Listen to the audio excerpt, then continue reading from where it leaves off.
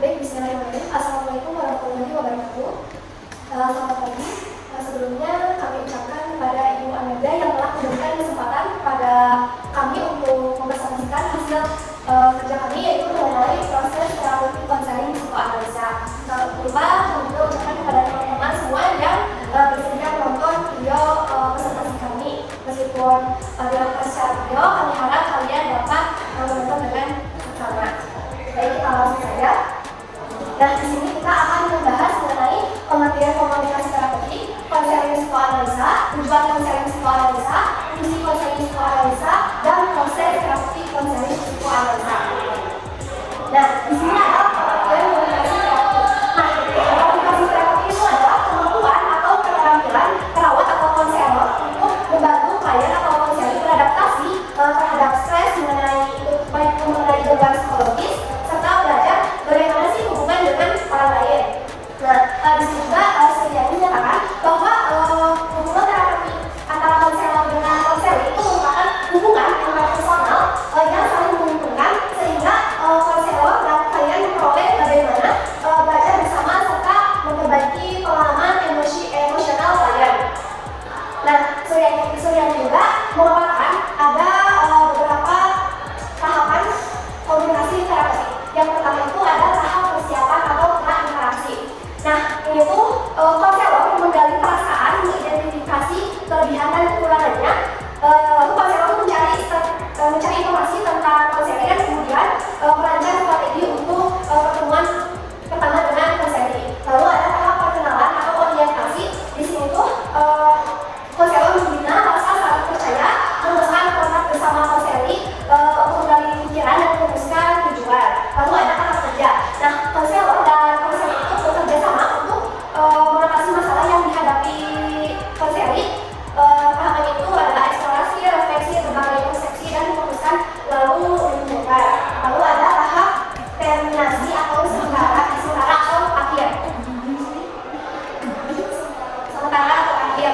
Nah, ini tuh evaluasi tindak lanjut terhadap interaksi dan membuat kontrak untuk pertemuan selanjutnya. Next. Lalu ada konseling psikoanalisa. Nah, psikoanalisa itu adalah jenis terapi yang bertujuan untuk melepaskan emosi dan ingatan yang terpendam atau tertekan dalam mengarahkan klien ke katarsis atau penyembuhan gitu. Nah, teori konseling psikoanalisis itu digolongkan ke dalam pendekatan psikodinamik, afektif atau kontekstual. Nah, pendekatan teori psikoanalisis itu tidak hanya ditinjau dari tingkah laku manusia dalam kehidupan sehari-hari aja, tetapi justru melihat dasar-dasar latar belakang dari munculnya tingkah laku terhadap tersebut. Dapat dikatakan bahwa psikoanalisis itu meninjau secara mendalam pada psikis manusia. Lalu, next. Nah, pendekatan konseling psikoanalisa itu beranggapan bahwa perilaku manusia atau individu tidak lepas dari faktor psikis, yaitu konflik tidak sadar, obsesi atau ketahanan mental dari traumatis, dan kecemasan yang menghambat dalam proses adaptasi individu, terutama pada anak-anak usia sekolah hingga dewasa awal. Lalu, permasalahan kejiwaan tersebut asalnya dari pengalaman pada masa kecil. Nah, dari penjelasan yang tadi sudah disebutkan bahwa konseling psikoanalisis itu merupakan metode penyelesaian masalah dengan menggali pengalaman dari masa lalu konseling terhadap di masa kecilnya. Nah, Freud juga beranggapan bahwa manusia itu termotivasi dari dorongan utama yang belum atau tidak disadari, di mana hal itu dapat digali melalui proses konseling psikoanalisa. Lalu selanjutnya ada tujuan konseling psikoanalisa. Yang pertama itu ada membuka pikiran tidak sadar ke alam sadar. Proses ini itu bertujuan untuk membawa pikiran yang tersembunyi di alam bawah sadar ke dalam kesadaran individu. Nah, ini itu untuk membantu individu memahami alasan dibalik perilaku atau pola pikir yang mungkin tidak mereka sadari sebelumnya. Lalu ada menguatkan ego sehingga perilaku akan berbasis realitas. Nah, maksudnya itu konseling psikoanalisa bertujuan untuk memperkuat ego, bagian kepribadian yang bertanggung jawab atas realitas, sehingga individu dapat bertindak dan berpikir berdasarkan realitas yang ada. Lalu ada mengurangi perfeksionisme dan kekuatan ego. Nah, di sini tuh super ego yang mencakup standar moral dan ideal seringkali dapat menjadi terlalu kritis atau ketat. Nah, konseling ini tuh bertujuan untuk mengurangi ketegangan, memungkinkan individu untuk fleksibel dalam pandangan mereka terhadap diri sendiri dan orang lain gitu. Lalu ada selanjutnya mendiskusikan, menganalisis, menginterpretasikan dan merekonstruksi pengalaman masa kanak-kanak yang menjadi sebuah masalah. Maksudnya di sini tuh konseling psikoanalisa secara khusus membahas mengenai pengalaman masa anak-anak yang menjadi sebuah masalahnya gitu. Lalu ini tuh bisa melakukan diskusi, analisis, interpretasi dan rekonstruksi pengalaman si individu bagaimana masalahnya mempengaruhi diri mereka gitu. Lalu yang kelima adalah menolong individu mendapatkan pengertian yang terus-menerus tentang mekanisme penyesuaian dirinya. Nah di sini tuh melalui konseling ini individu dibantu untuk terus-menerus memahami cara mereka menyesuaikan diri dengan lingkungan dan situasi yang mereka hadapi gitu. Nah ini tuh membantu mereka untuk mengidentifikasi pola perilaku yang tidak sehat dan menemukan cara yang adaptif bagi diri mereka sendiri. Lalu yang terakhir itu ada membentuk kembali struktur kepribadian konseling dengan jalan mengembalikan hal-hal yang tidak disadari menjadi sadar kembali. Nah tujuan utama konseling psikoanalisa itu kan membantu dalam pembentukan kembali struktur kepribadian itu. Nah itu dilakukan dengan membawa hal-hal yang tidak disadari ke dalam kesadaran. Dalam penekanan konseling itu di pengalaman masa kanak-kanak dengan mengeksplorasi, mendiskusikan, analisis dan menafsirkan pengalaman tersebut. Kepribadian itu dapat direkomendasikan dan dipulihkan kembali. Untuk selanjutnya akan disampaikan kepada saya. Terima kasih. Nah, baik, selanjutnya akan dijelaskan oleh saya yang dimana ada fungsi konseling psikoanalisa yang dimana meningkatkan pemahaman diri. Nah, meningkatkan pemahaman diri ini konseling psikoanalisa membantu orang untuk memahami bagaimana mereka berperilaku, berpikir dan merasakan tentang hal-hal yang mungkin yang alami mereka sebelumnya tanpa disadari. Nah, orang yang dapat memperoleh pemahaman baru tentang diri mereka sendiri dan bagaimana mereka berinteraksi dengan orang lain dan keadaan melalui perbedaan mimpi, asosiasi bebas dan prevalensi. Nah, kedua ada mengatasi konflik emosional yang dimana di psikoanalisa konseling membantu orang menemukan dan menyelesaikan konflik psikologis yang tidak mereka sadari. Konflik ini dapat menyebabkan kecemasan, depresi dan juga berbagai masalah psikologis lainnya. Lalu yang ketiga memperkuat kemampuan adaptasi yang dimana psikoanalisa konseling meningkatkan kemampuan individu untuk beradaptasi dengan situasi yang sulit dan membantu mereka mengembangkan mekanisme coping yang lebih baik. Lalu selanjutnya meningkatkan komunikasi interpersonal yang dimana psikoanalisa ini dapat membantu orang meningkatkan hubungan mereka dengan orang lain dengan mempelajari bagaimana orang berinteraksi dengan orang lain, orang dapat belajar berkomunikasi dengan lebih baik. Lalu meningkatkan kualitas hidup yang dimana konseling psikoanalisa ini dapat membantu orang meningkatkan kualitas hidup mereka secara keseluruhan dengan yang lainnya. Nah, yang terakhir ada proses terapeutik konseling psikoanalisa yang mana proses terapeutik dalam konseling psikoanalisis merupakan suatu perjalanan yang kompleks karena bertujuan untuk menggali dan memahami alam bawah sadar klien. Lalu proses ini didasarkan oleh teori psikoanalisis yang dikembangkan oleh Sigmund Freud yang mengungkapkan bahwa banyak dari motivasi konflik dan pengalaman emosional manusia terdapat di luar kesadaran mereka. Nah, ada 5 teknik dasar dalam terapi psikoanalitik ini. Di antaranya yang pertama ada asosiasi bebas yang dimana asosiasi bebas ini suatu metode pemanggilan kembali pengalaman-pengalaman masa lampau yang pelepasan emosi-emosi berkaitan dengan situasi traumatik. Lalu di traumatik yang di masa lampau yang dikenal dengan sebutan katarsis. Nah, katarsis ini hanya menghasilkan pengendalian sementara atas pengalaman-pengalaman menyakitkan yang dialami klien. Selain itu, katarsis juga mendorong klien untuk menyalurkan sejumlah perasaannya dengan terpendam dan karenanya mengatakan jalan bagi pencapaian pengalaman. Lalu yang kedua ada penafsiran yang dimana ini itu merupakan salah satu kunci dalam analisis asosiasi bebas, mimpi, resistensi dan transferensi. Dalam proses terapeutik ini melibatkan tindakan analisis untuk mengklasifikasi, menjelaskan dan mengajarkan makna tingkah laku yang termanifestasi dalam mimpi, asosiasi bebas, resistensi dan dinamika hubungan terapeutik yang mana tujuannya yaitu untuk membantu ego mengintegrasikan materi baru dan mempercepat proses penyingkapan lebih lanjut dari materi tak sadar. Nah, lalu selanjutnya ada analisis mimpi yang mana ini tuh merupakan prosedur penting dalam mengungkapkan materi yang tidak disadari dan memberikan pemahaman kepada klien tentang masalah-masalah yang belum terselesaikan. Saat itu pertahanan melemah memungkinkan perasaan-perasaan yang represi untuk muncul ke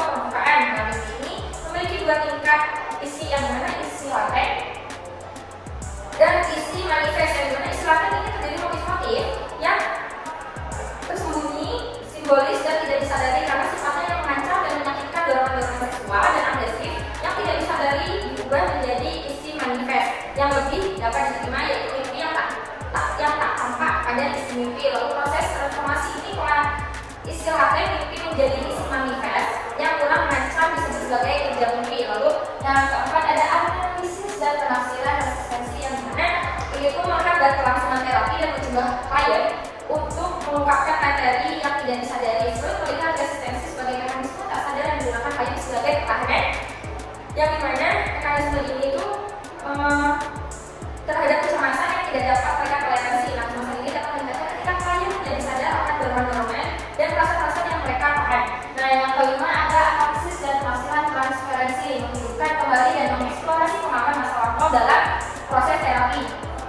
Nah, dalam hubungan terapeutik, klien seringkali secara tidak sadar memproyeksikan perasaan, harapan, dan konflik yang terkait dengan figur otoritas masa lalu mereka dengan terapis mereka. Oleh karena itu, yang dimana melalui penafsiran transferensi, analisis dapat membantu klien memahami bagaimana pola-pola yang ingin mempengaruhi interaksi mereka dengan analisis dan dapat memfasilitasi perubahan yang lebih dalam pengalaman terapi mereka. Baik, sekian pemaparan dari kita. Selanjutnya akan ada sesi praktek dan contoh. Terima kasih. Assalamualaikum Bu. Waalaikumsalam. Saya bisa dulu buka dulu kemarin. Bagaimana kondisi ini? Sebenarnya di luar kota kampus itu juga melihat bahwa saat ini kamu sering dia bangun dengan diri. Mungkin itu bisa ada lihat sebenarnya kamu ada masalah atau ada perasaan yang memicu untuk banyak diam sehingga itu lebih. Kalau akhir-akhir ini saya merasa kalau di kelas merasa kesulitan dalam materi dan materinya gratis.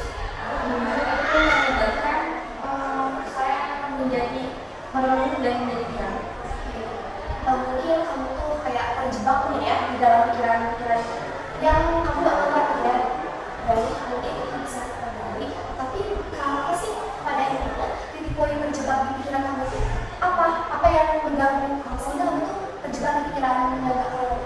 Kalau saya ini merasanya ibu, jadi seolah-olah kalau ada kayak kritikan dalam kepala saya, yang dimana seumpamanya saya mengerjakan sesuatu kayak semua aja gitu. Jadi yang itu membuat saya merasa cemas dan bingung gitu kayak gitu. Dari suara yang sangat terjebak di dalam. Mungkin suara di sini tuh banyak-banyak dari masa lalu kamu, dari apa ya, sehingga kamu tuh masa lalu itu selalu terlihat di pikiran kamu sehingga mengganggu aktivitas kamu sehari-hari. Boleh dijelaskan lebih dalam atau didengarkan maksud suara di sini itu suara seperti apa? Kalau suara itu kayak semacam orang tua saya yang dimana kayak teringat masa kecil yang dimana kalau misalkan saya tuh melakukan tindakan atau apapun itu selalu salah dari apapun yang saya kerjakan. Jadi suara orang tua saya itu masih terbayang-bayang tuh sampai dengan sekarang.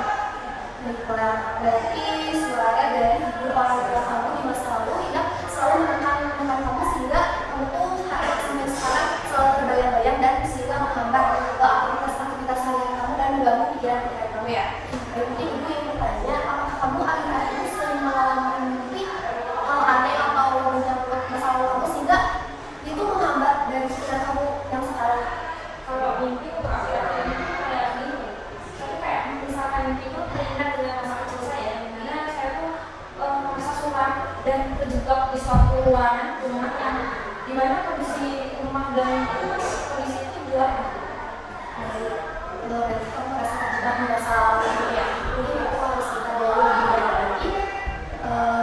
Apapun yang kita tulis lebih banyak lagi mengenai apa sih permasalahan sehingga di masa lalu kamu sehingga kamu sampai terbayang-bayang di mimpi itu sampai mengganggu pikiran-pikiran kamu.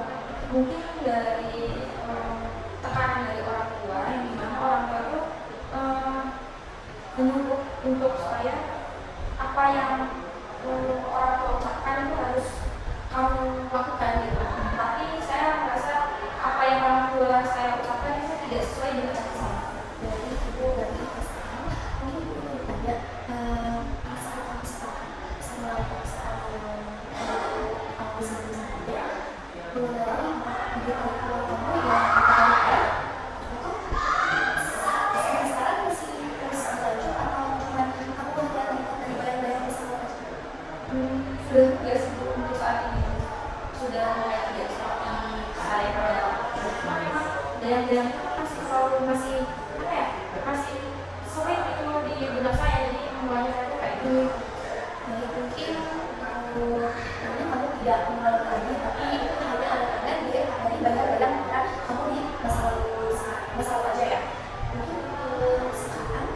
dari yang semua kita berbicara mulai bersama.